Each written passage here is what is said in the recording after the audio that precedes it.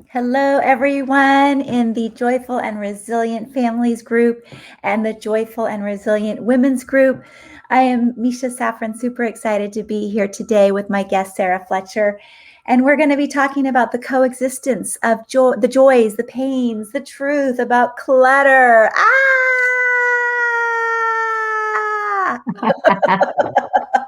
Hi, Sara. Hello, Misha. Hello, everyone. I'm gonna read a little bit of your bio, but yeah, I think the word clutter can probably raise a lot of hairs on people's backs and shoulders, and like, I have clutter, but what do I do with it? Or I have these wonderful piles, I know where everything is. But we'll talk more about that in a minute. So Sara Fletcher is a home environment coach, a certified Feng Shui practitioner, and founder of Love Home Life. She uses a holistic approach to guide individuals and families living in chaotic environments to clear clutter and consciously create spaces that nurture better health, happiness, success, and connection for everyone in the household. Sara lives in Santa Cruz, California with her husband and two teenagers. So I am delighted. Welcome, welcome, welcome to have you on, Sara. I don't know how many people don't have or have never had issues with clutter. And did I pronounce that right? Feng Shui or Feng Shui? How do you say that? Feng You Shui? got it, Feng Shui. Okay, Perfect. awesome. I've heard about it. I even looked up the other day where I should put my head in the bed.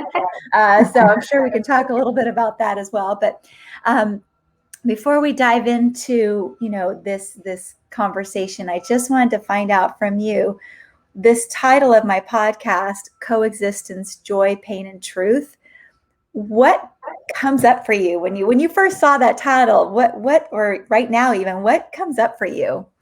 Yeah, well, I loved it. You just nailed it. There's so many ways that clutter plays a role in our lives, and we all have sort of different ideas about what it is. And so it's a really fascinating and fun and empowering topic to explore.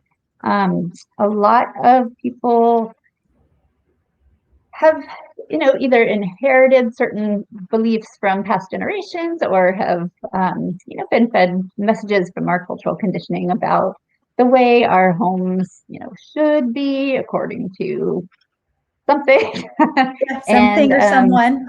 Yeah. yeah, and so oftentimes we've got these sort of autopilot ways of being in our homes and being with our stuff, and it's often not nourishing.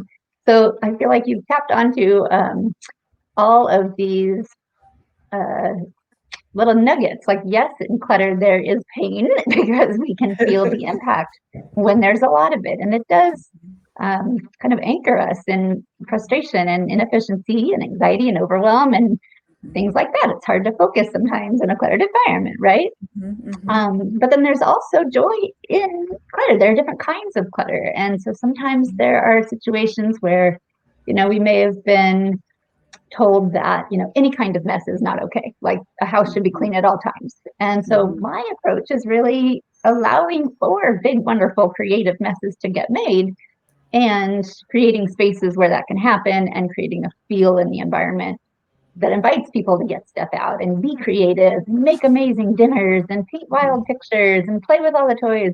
And then Games have a and whatever. system to put it all Yeah, away. exactly. Right? Yeah. Exactly. So Yeah. there's many levels and layers to looking at the way we ideally um, could be functioning optimally in our home. And so one is allowing for messes to be made, but to make it so easy on ourselves that they're easy to get out, they're easy to put away, and we are invited to do it instead of feeling like we can't. Yeah. Yeah. We want to be able to make those messes. That's part of life. Life is messy. Life can be messy. Yeah, Absolutely true. Yep, yeah, absolutely. Wonderful. Well, yeah. and I'm wondering, one of the things, like my podcast vlog has been evolving, and we started off in the very beginning of the year last year. I mean, this is like episode number 47. Like, I can't even believe it. But what I'm noticing is that it started off with, and I still title it Passing Joy Around the World with whoever it is that's here. So today it's Passing the Joy Around the World with Sara Fletcher. Yay. And that we we can't really pass the joy around if we don't know what joy is, and we don't know what joy is if we don't know what pain is, right? And so it's kind of evolved into this coexistence, because I remember when my almost like the third week or fourth week of this topic, one of my guests actually canceled. It was right after the murder of George Floyd. And she's like, I don't feel joyful about anything. And I had to think about that. And like, yeah, I don't feel a lot of joy right now. I feel a lot of anger and frustration, and I'm sad. And yet I realized that that experience was really important to acknowledge, so that I could also acknowledge the joyful things that were happening in my life and not give up completely. And one of the women I spoke to in a BIPOC community, in the BIPOC community, said, we have to allow ourselves to be feeling the joy and to take care of ourselves and have the self-care and really, clean up the clutter, whatever it is, so that when we get angry and sad and frustrated, that we're not burnt out, that we can be healthy allies or whatever we need to be in that moment. So when I'm thinking about, what you do for families, when you have a client that comes to you who's got all this clutter, can't see through it, that's got to be affecting the family. I know it affected my family. In fact, my ex-husband would take my piles that I knew where everything was in those piles, but he would take my piles and put them in a box and put them in the garage. Now, whether or not that's the right way to deal with it, we're not going to have a discussion about that. I don't want to bring up any long-term resentments or grudges. But anyways, what I would say is that my clutter had an impact on my family. It definitely had an impact on my ex-husband. And so, I would love for you to explore more and share with our audience what are, like, you did give some examples of joys of clutter and pains of clutter. But how does a person begin to identify the joys and pains of their current clutter? Yeah, well, that is a fabulous question. And that really is part of my approach. It's, so many of us are thinking of our homes as sort of separate from our lives, like it's shelter. I often have seen that little cartoon that says something like, if you got to choose between the kids and my health or the house, I'm choosing the kids and my health. Like, oh, I totally understand where that's coming from. And at the same time, your home is influencing your health and your kids. And so my approach is really to develop more awareness around the impact of our homes on every aspect of our life, on each individual in our household, if their work, rest, and play needs are being met. Because if those basic needs are not being met because of chaos or other just energetic issues, they can be all kinds. I got lost. I fell out of the StreamYard, and then you were there and I was gone. So we're back. Sorry. I don't know what happened. That's all good. So yes, I'm just helping share another perspective of how our homes are influencing us as individuals within our household, but also how it's influencing the relationships in our household, whether it's the relationship between two adults or between two kids or between parents and kids. Does the home feel like a place where connection is happening? Is this room a place where connection is happening? Or is there something about this room that makes people not want to hang out there for very long? Or is there something about this room where someone's not sleeping well? They wake up in the night and they can't get back to sleep, or they can't fall asleep. And so I like to look through the lens of what isn't working in your life, and then let's look through the lens of your home for all these kinds of opportunities that we can work with to facilitate some kind of positive change, whether it's sleep related, health related, relationship related, focus, clarity, efficiency in work. There's so many different facets and layers, but that's kind of the initial spot, is making sure that basic needs are met. And really everyone I talk to, somebody or multiple people in the family aren't having those met. So those are super important, because when those aren't being met, those people as individuals are showing up with frustration or exhaustion or tension or their own internal challenges. And that's what's being brought forward into all of their relationships and their work. And so so much of the way we feel is happening because of what's happening in our home. And yes, of course, things are coming in from the outside too. But our home is a place that is within our control as a way to empower ourselves with the kind of response that we can have to all the things that are out of our control. So in the same way that we can work with our internal energy and the energy of our actions, the energy of our environment is this like the third leg of a three-legged stool that I like to visualize and know that these are all within our control, no matter how hard and crazy and heavy it feels outside of our homes or inside of our homes. That those are all things we do have available to us, and we may need help to figure out how to use them. But I know I've created all those experts out there who've offered what they know about how you can work with these different energies, these different aspects of your life to just support yourself from all these different angles, really. And do you, not just kind of like put the spotlight on you, but did you become this kind of support coach for people because you went through this experience yourself by any chance? As we know, our purpose is in our pain, right? I'm pretty sure every coach I know has gone through something really hard. So, I mean, I'll just reference my story in a brief way, but yes, I had always been somebody my entire life who loved everything to do with homes. Even as far back as a kid, that's what I was doing. Other kids were playing sports. I was drawing floor plans and collecting home design magazines. Wow. And not sleeping because I was picturing my future home. So that was always my passion and joy. And I went on to study it in different ways and work in the field in different ways and had my own little store for years up until I was diagnosed with an extremely rare brain tumor that was just absolutely massive, and went into a 14-hour brain surgery, and that just reset my life. I was an invalid on the other side. And at a time when I was doing everything I could, following every recommendation of all kinds that anybody could give me, from Western medicine to Eastern medicine, mind, body, gratitude, what else can I do? What else can I do? What else can I do? It was not until I looked one day at my environment and the way it was making me feel, and it was reminding me of this reality I was living, that I was an invalid, and I saw medical stuff everywhere and clutter, pills and tape and papers and a walker parked there. I couldn't walk. I was an invalid. And it was in that moment that I decided I want this to reflect the way I want to feel, the person I want to be, the life I want to be living. And I asked for help to make all these changes and make it feel that way for me. And my family was glad to help. But the next day was when I woke up feeling like a totally different person. Same place I had been sitting for weeks, 24/7, but I felt so different on the inside and so encouraged that I was ready to let go of my walker that day, and I never needed it again.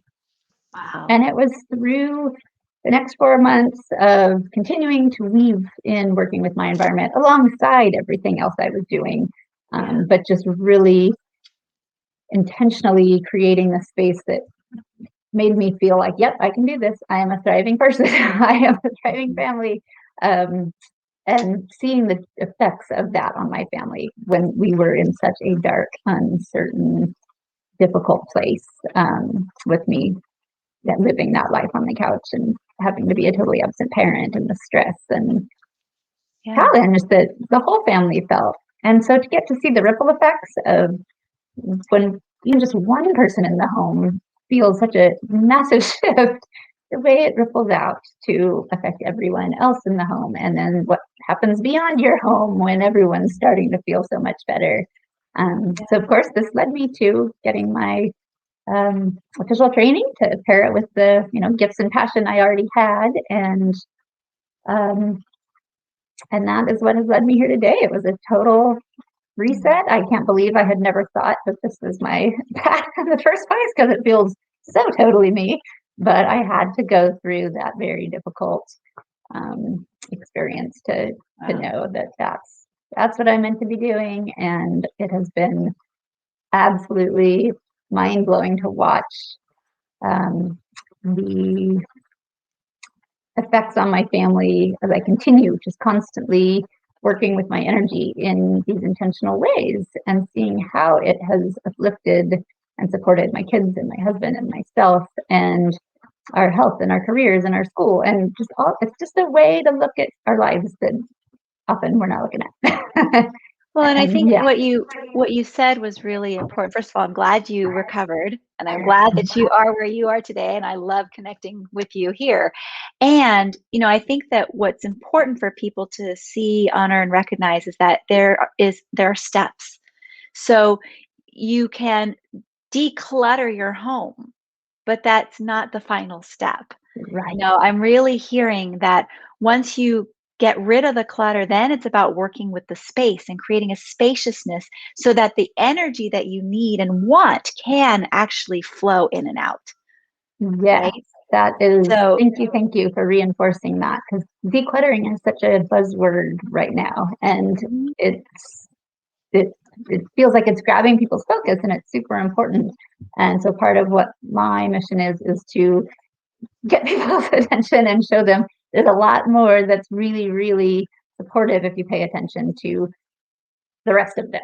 It's kind of like, oh, absolutely. stop eating unhealthy foods. Well, that's good. But if you're actually eating nutrient dense food instead of just not, sugar, it gives you a whole other level of vitality and Absolutely. joy and Absolutely. connection and confidence and all those things. So Yeah, and I yeah, think that, a lot of people, I know I was one of them, you start to use the words like energy or whatever else. It's like, oh, woo woo, yeah, and there's nothing wrong with woo woo. I mean, that's even my friends who are into astrology call themselves woo woos, like they're right. into it. I'm hoping that there's not someone I'm offending, but either way, it's okay.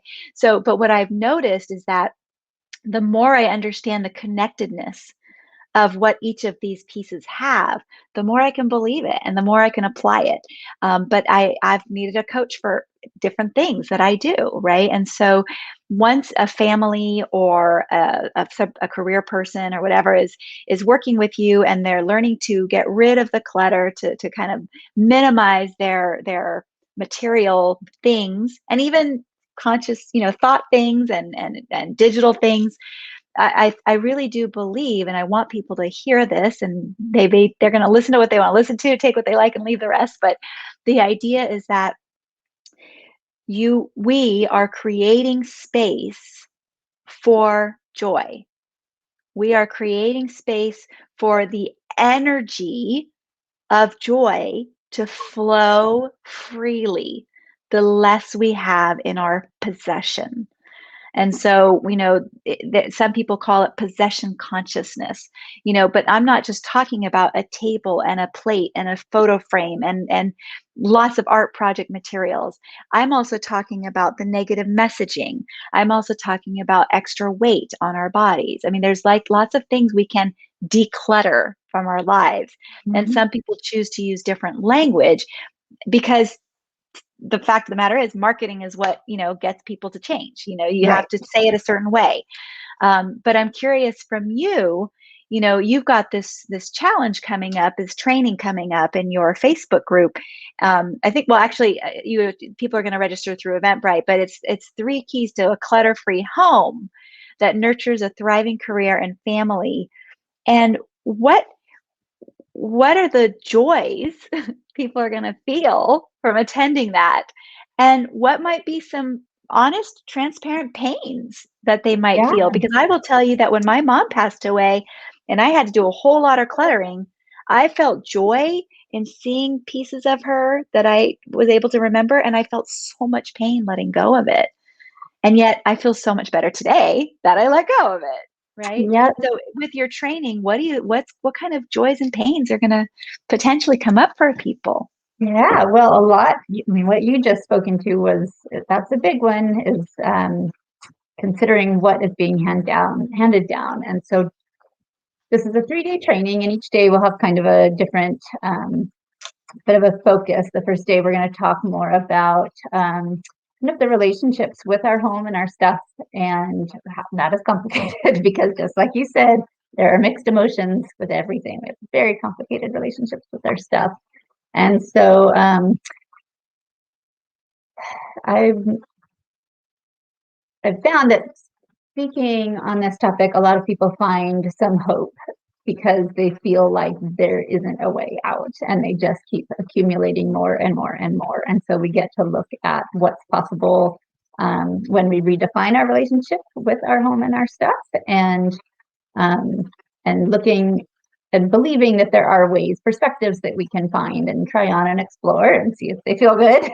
Different questions we can ask, and different ideas to try on about being able to let go of some of those things that feel like we can't, because there are possibilities available if we're willing to be open to looking at them and trying them on and seeing. And if there is a time that can feel more right than another, and we don't necessarily have to force the hardest things right off the bat to address that very sensitive thing. But yes, just considering that there are possibilities to shift some of those thoughts that come up automatically, and to still get to appreciate and feel the stuff that we have, and bless them for the time that we've had them. And so there's so many different lovely perspectives available that have helped people feel okay about making the shift to not actually keeping the physical item in their home.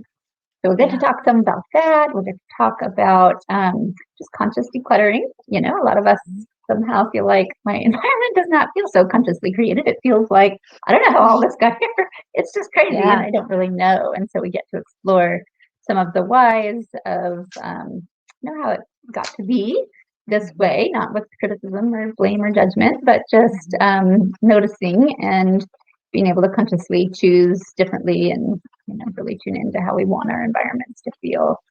And then beyond the clutter, beyond this idea of just letting go, like what are we going to do in our environments to make them actually nourishing and inviting of joy, like you said. Like we ideally want them to make us feel uplifted and confident and connected, and invite all of these wonderful aspects of life, creativity and abundance and play and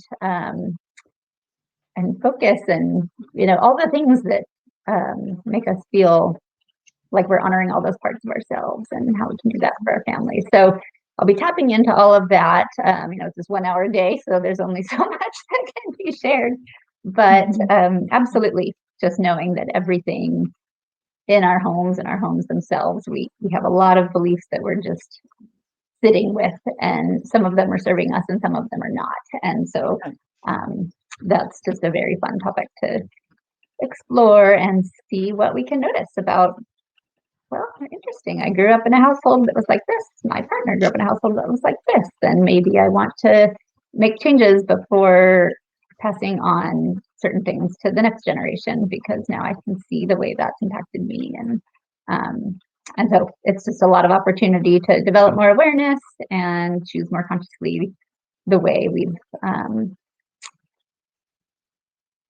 thought of our environments and what we can do going forward to make them support us and nourish us in every way. Yeah, well said. Yeah, I think that what I love, I'll tell you this part, is that it's only an hour a day. And that's really important, because I think that some people feel like they need to tackle it all at once, and then they don't touch it for months. Right. And so part of learning these strategies, 3 keys to a clutter-free home, and I'm going to put this up here where people can see the title and the dates and the registration, but I also put it in the Facebook group comments so people can click on it and register. But this notion that, you're just going to meet for an hour a day, and you're just going to talk about and learn 3 different things, that might help you. And those are bite-sized pieces, but people can also make it even less time and accomplish so much. Small changes make big impact. And that is one of the wonderful opportunities when you're working with your home. There's just always something to be working with, and it doesn't have to be all at once tackle these massive projects. It's amazing the ripple effect that can happen from making small shifts. And I have a million stories about how powerful that can be. So once you start looking at your home in this other way, it feels a lot lighter and more fun to start working with it instead of like a big chore.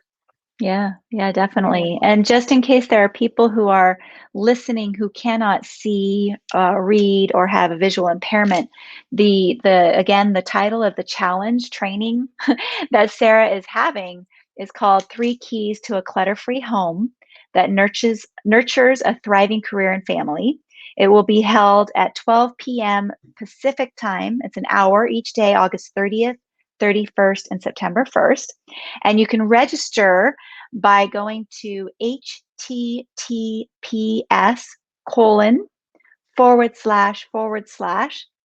B as in boy, I, T as in Tom, .ly. So we use the bit.ly to cut down that link, /3 lowercase k, lowercase j, uppercase F like Frank, H, lowercase w, uppercase G like George.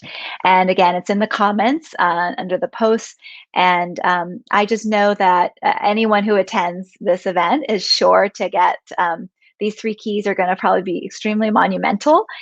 And I would also recommend connecting more with Sara after the training to see what other support she can, give you. She's a great lady and has obviously taken her own experience and transformed her life.